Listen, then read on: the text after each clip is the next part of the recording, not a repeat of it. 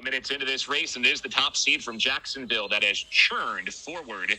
They have about a length lead on Fairfield. Manhattan currently sitting in the third spot. They are ahead of Drake by about a length. Drake and Canisius basically dead even in the race for fourth. Top three advance to the grand final, which will be contested at 1 p.m. this afternoon. The bottom two from this heat go to the petite final, which will be contested at 12:50. 18 points on the line for the winner of this race in the grand final later on today. And the depth of your team is really shown in the conference title race. Even if you win varsity 8, if you don't score well in second varsity 8 and varsity 4, you're going to put yourself in a pretty big hole. So you need strong second varsity 8 votes. You need strong varsity 4 votes if you want to be the team that wins the MAC Conference Championship.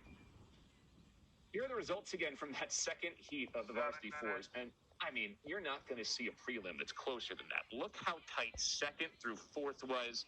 Sacred Heart and Stetson get through to the grand final, and Robert Morris, tough luck to the petite final. But that was an epic charge from the Colonials. They were well behind heading into the final 500 meters. They nearly got there at the end. Jacksonville looking really strong in this race. Hannah Gagnon leading them in the coxswain seat for this Jacksonville squad that also has some serious experience coming up in the varsity 8 boat, put themselves in position to really contend here. One of the things that Mike Lane said his team learned this year was efficiency. They learned how to be a little bit more efficient. They built on the things that have worked through them throughout the year. And they'll look to continue to stay efficient in years ahead, though they're really excited for some of the things that are missed in a season like 2021 as well. All right, Jacksonville out in front.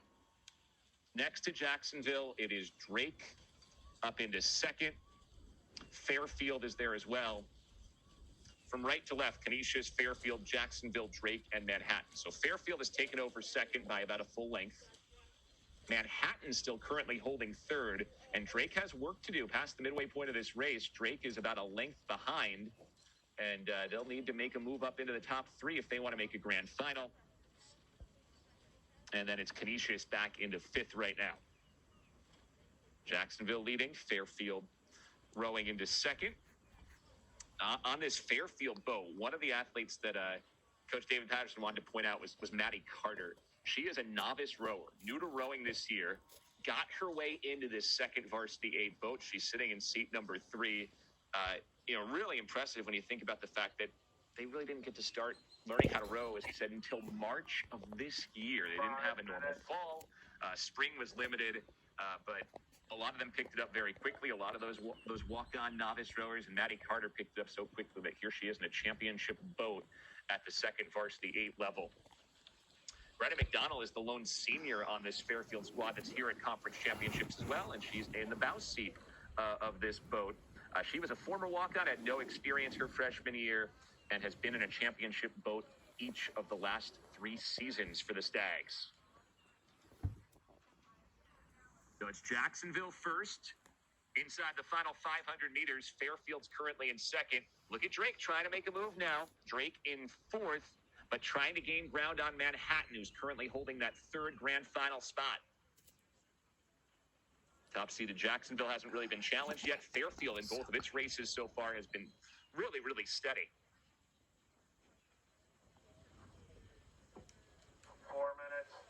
And it looks like we may have a tight finish for 3rd again because Drake is moving. They are walking back seats on the outside on a very good Manhattan crew. And with each stroke gaining a little bit of ground, the question will be is, did they run out of real estate? Bro, Katie. Because right now it's Jacksonville and Fairfield on their way to the finish. Manhattan trying to hold off Drake for that 3rd and final grand final spot. Jacksonville looking steady out in front. You can see Manhattan just off to the left there. They're rowing hard as they are urged on. There's Katie. Okay. By their Look, coxswain Elise Holmes.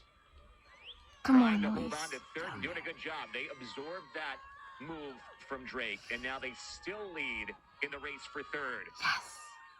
Jacksonville in the finishing chute, about to get to those final buoys. Yes.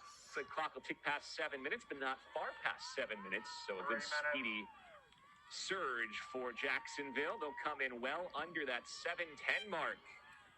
Shoot, Jacksonville wins they're the shooting opening ahead. heat Katie's of shooting second ahead. varsity 8. Yeah, this is cool if you want to watch it. Comfortably They're in like the making a second. move. And how about They Manhattan holding just off were Drake for neck and neck third? with this bear Manhattan for. gets to the grand final. Oh, Katie got third. That's a good win for Jacksonville. Yeah, we'll see her in a second. And strong rowing from Fairfield to take second. Great rowing from Manhattan to punch above its seed.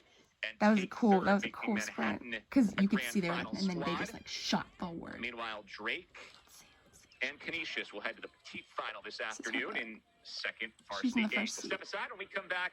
Second heat of women's varsity 8. Oh.